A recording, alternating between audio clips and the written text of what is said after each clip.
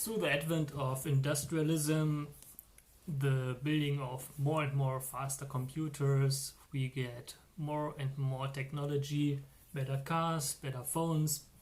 All this progress is also with the advent of democracy and getting rid of monarchy and aristocracy, dictatorships, and going towards democracy is somehow what I see a kind of breeding ground for a kind of hubris, an overvaluation of oneself, and thinking that history is a linear increasing, or maybe not linear, but a constant increase in quality, and the future is just better and the past is just worse.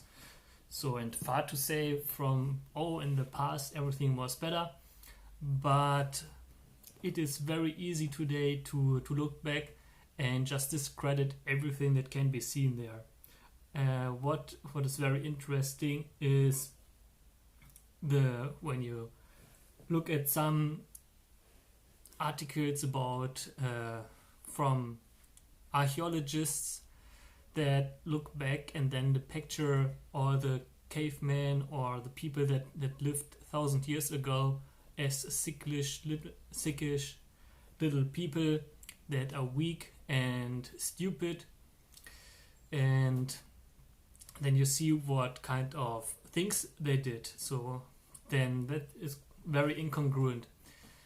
You see, for example, just the pyramids would be impossible to build today. They tried this with a small pyramid and almost had to capitulate, even though it was maybe 5 meters tall.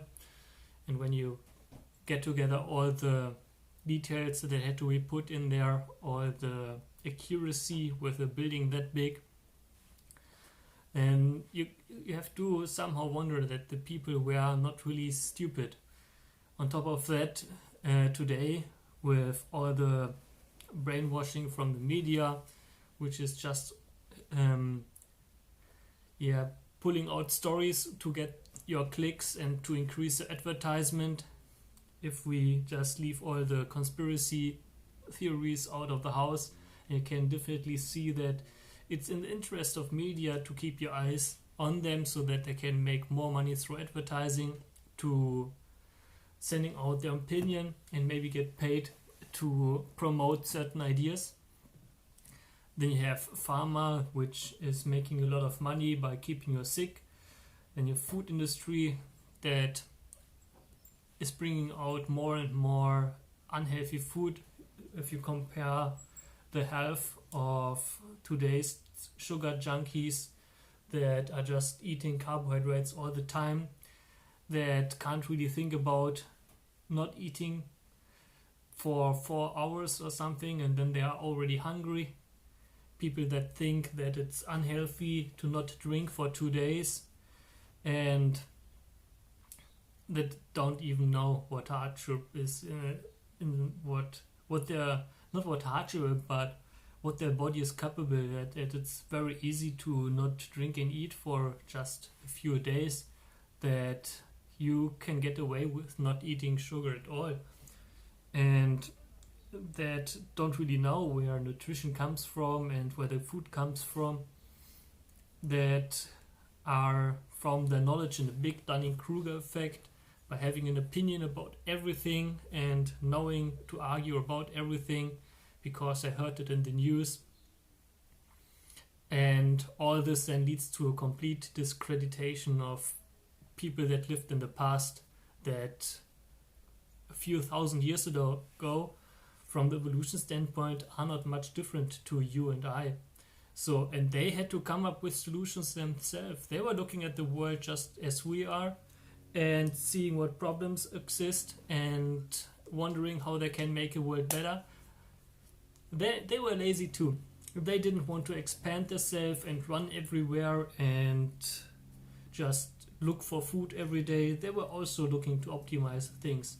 But what they maybe not had was a ton of steel with a gasoline engine that allows them to go to the store that is cooled through power plants, with power plants in the back, and just to pick up food. So they would have other means. So if they need to move a rock, or if they have to communicate, they have to find other means that they probably would have found. So they using very heavy than mechanics. They go very heavy into leverage and finding other smart solutions where they don't have to use everything through force like we now think about, but they were forced to come up with better solutions. Because right now, when we think about, we have to move a block of stone, we look at the stone and think about how big of a crane we need, how much the crane weighs, and then how much of engine we have to put on it to lift up a stone.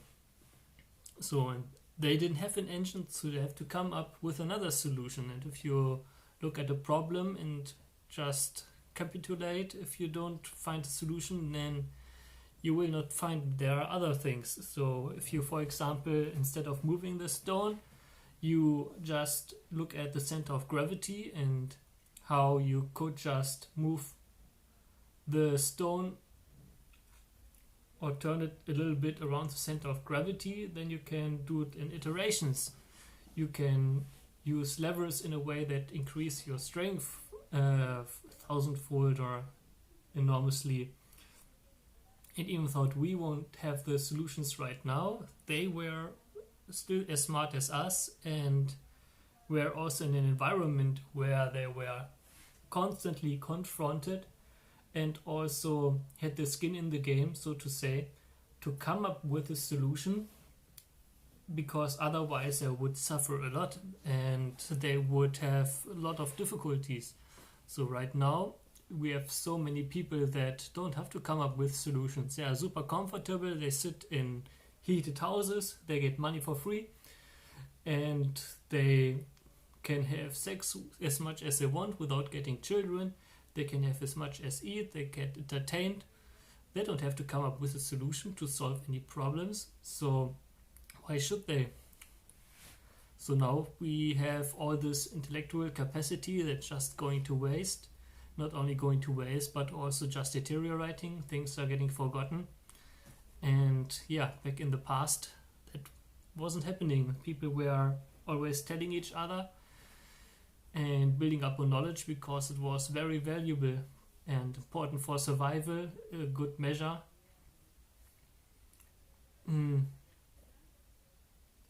And yeah, then it got forgotten. People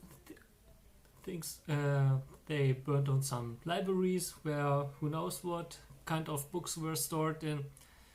And yeah, then with other advantages or with natural catastrophes, a lot of things were forgotten, and now slowly we dig up some ruins from 5,000 years ago where they have already a place to live comfortably for 50,000 people, where they have water irrigation system and plumbing and who knows what even we can still learn from.